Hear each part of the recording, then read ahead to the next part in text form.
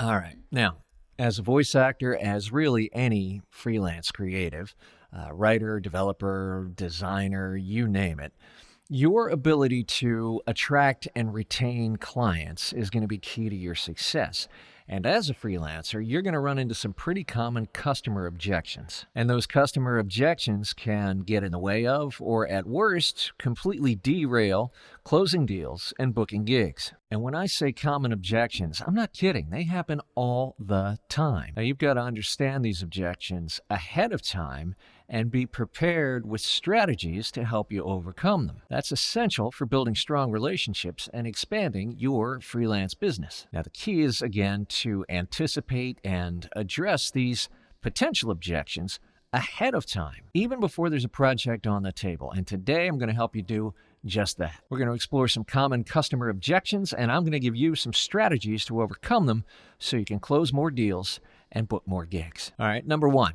Pricing and value. One of the most common objections we face as freelance creatives is around pricing and perceived value. Clients either flat out question the cost of your services. How dare they? Or they compare your cost to that of the competition. There are two elements here. Price, which is just the number, and value, which is everything that the buyer is going to get for the price. In other words, it's the context around the number. To overcome a price objection, it's essential to clearly communicate the value of what you're providing. In other words, to give that price, that number, context. Now, communicating value starts way before there's ever a project on the table, way before the quote.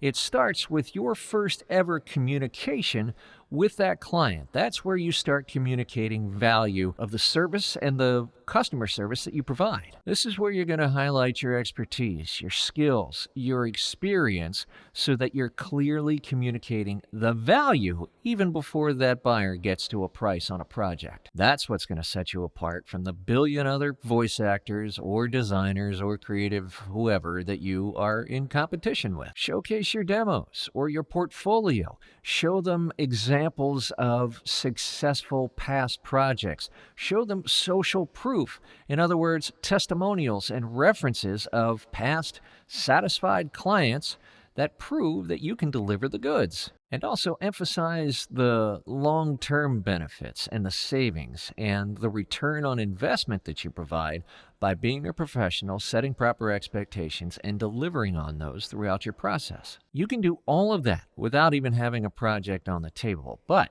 when you get a project on the table and you need to provide a quote, make sure you clearly define the deliverables, the timeline, so that you're setting clear and proper expectations so that you can, at the very least, meet them and ideally exceed them and provide a great customer experience. Now, as voice actors, specifically like myself, we enjoy a luxury that many freelance creatives do not, and that is that we have established standard rates in our business thanks to organizations like the GVAA and Gravy for the Brain and SAG-AFTRA. We have established standard industry rates that we can go by, that we can show third-party rates specifically to provide that context and communicate that value. In other words, these are standard industry rates, and Mr. and Mrs. Buyer, you can be assured that I'm not taking you to the cleaners, and this is a fair and reasonable rate. Again, it's all about context. So if you've done a good job communicating the value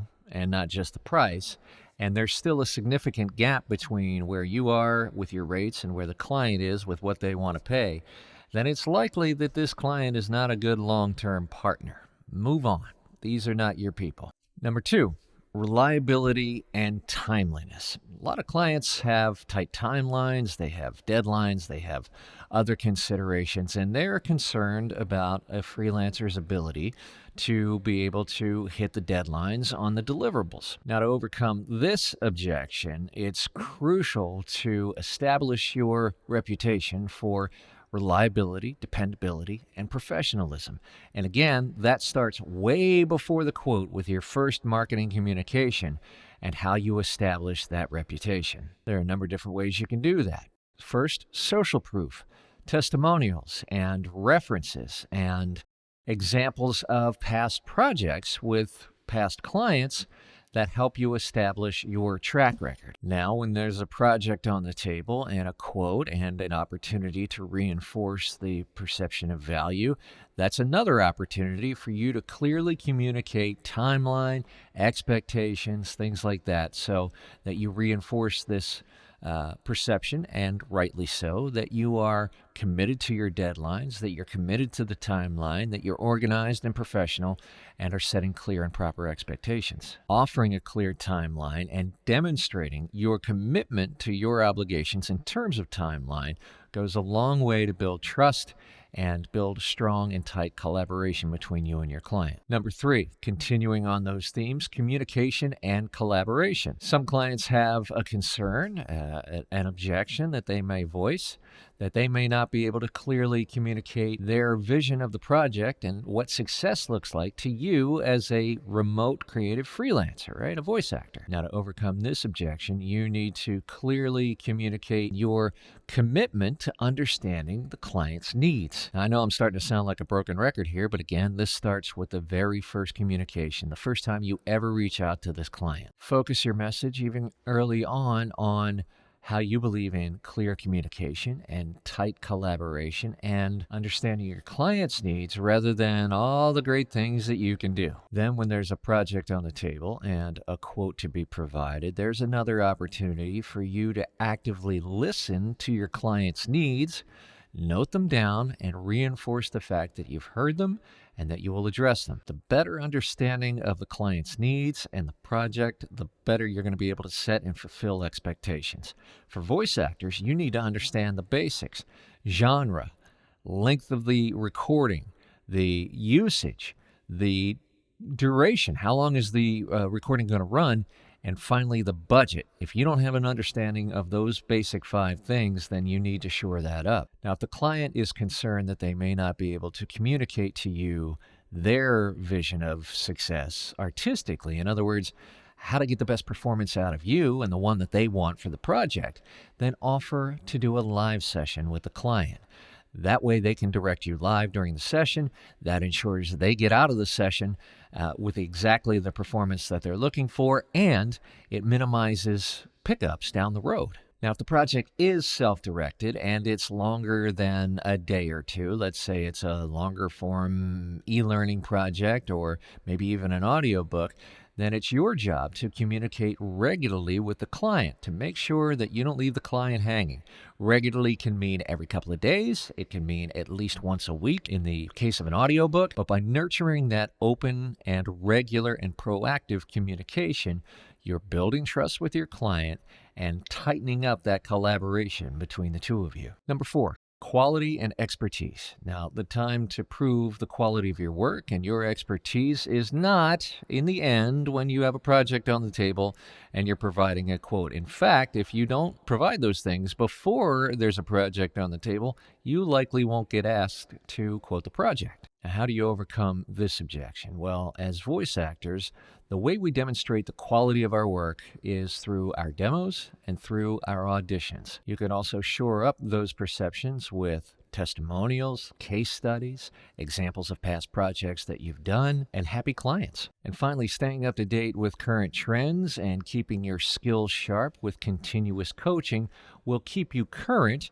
and make sure that you address the quality and expertise portion of the objection from your client. Number 5, flexibility and adaptability. Now, this is all about the client's concern around what happens when, and not if, the project gets a little sideways. What's going to happen? How are you going to stand behind your work? How are you going to adjust and adapt when that happens? Demonstrating and proving your flexibility and adaptability is going to go a long way into building trust when it comes time for a project or a quote.